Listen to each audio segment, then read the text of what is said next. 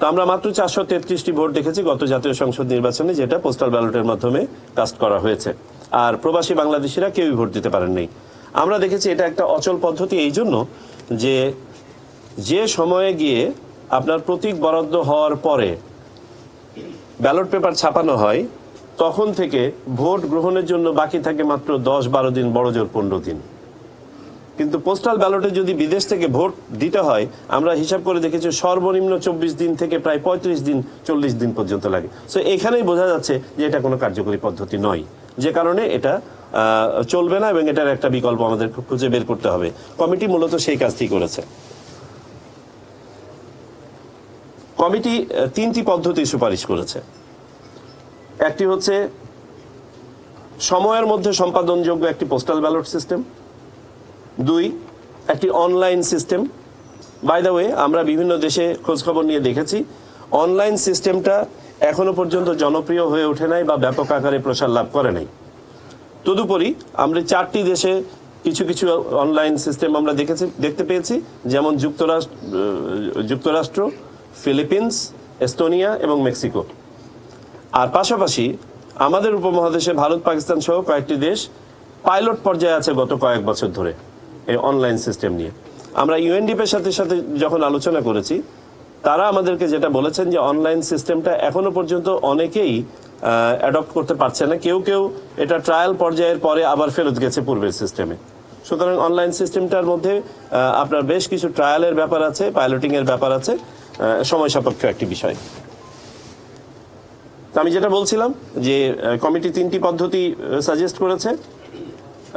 2টো বললাম, যে সময়ের মধ্যে সম্পাদনযোগ্য পোস্টাল ব্যালট, দ্বিতীয় হচ্ছে অনলাইন পদ্ধতি, আর তৃতীয়টি হচ্ছে প্রক্সি ভোট। প্রক্সি ভোট অর্থাৎ একজন প্রবাসী বাংলাদেশির পক্ষে বাংলাদেশে অবস্থানরত একজন ভোটার তার ভোটার এলাকার তার হয়ে ভোটটা দিয়ে দেওয়া। আমাদের কমিটির কাছে বিবেচ্য বিষয়াদি ছিল ভোটারের পরিচয় নিশ্চিত হওয়া, ভোটের গোপনীয়তা এবং নিরাপত্তা। আমাদের যে সিস্টেমই অ্যাডপ্ট করি না কেন, এটা হতে হবে নিরাপদ এবং নির্ভরযোগ্য। একটা সাক্ষ্য থাকার ব্যবস্থা থাকতে হবে যাতে করে আইনি বিষয়গুলো ফেস করা যায়, অর্থাৎ আমরা পেপার ট্রেইলের কথা বলেছি। যে সময় পাওয়া যাবে ভোট গ্রহণের জন্য, সেই সময়ের মধ্যে সম্পাদনযোগ্য একটি পদ্ধতি। এই আলোকে কমিশন সংশ্লিষ্ট কমিটিকে দায়িত্ব প্রদান করে যে এটা নিয়ে গবেষণা করে একটা সুনির্দিষ্ট প্রস্তাব কমিশনের সামনে দিতে। কমিটি প্রচলিত আইন এবং নিয়ম গবেষণা করার পাশাপাশি আমাদের বিদেশে অবস্থিত বিভিন্ন দূতাবাস, 34টি দেশে অবস্থিত 44টি মিশন অফিস থেকে ফিডব্যাক সংগ্রহ করে। আমি সেগুলো নিয়ে বিস্তারিত পরে বলছি।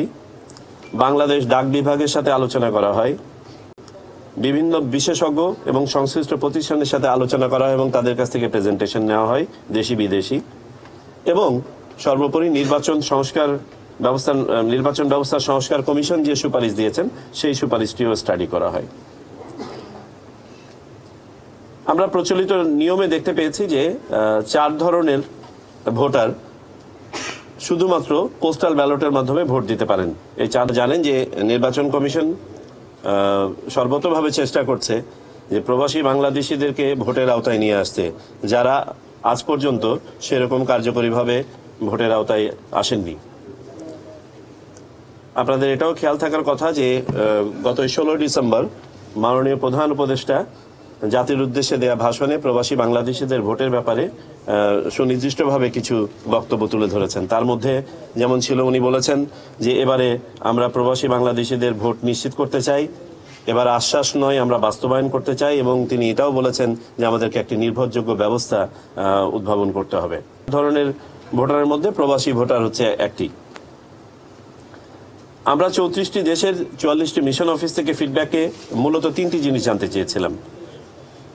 ওই সকল এলাকায় প্রবাসী বাংলাদেশিদের সংখ্যা, ওই সমস্ত দেশে বা এলাকায় অপরাপর দেশ তাদের প্রবাসী নাগরিকদের জন্য কি ধরনের ভোট ব্যবস্থাপনা আয়োজন করে থাকেন, এবং সংশ্লিষ্ট মিশন অফিসের সুপারিশ বাংলাদেশি ভোটারদের ভোট প্রদানের ব্যাপারে।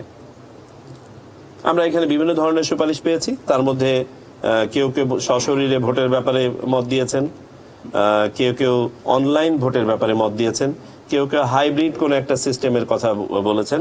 পোস্টাল ব্যালটের ব্যাপারে কেউ কেউ বলেছেন, বাবার এটাও বলেছেন যে পোস্টাল ব্যালট বর্তমানে কার্যকরী নয়। সেটা আমি পরে বলছি কেন এটা কার্যকরী নয়। পোস্টাল ব্যালট করতে হলে এখানে একটা হাইব্রিড ম্যানেজমেন্ট করতে হবে। আমরা বাংলাদেশ ডাক বিভাগের সাথে আলোচনা করে বোঝার চেষ্টা করেছি যে আমাদের পোস্টাল টাইমিংটা কিরকম প্রয়োজন হবে।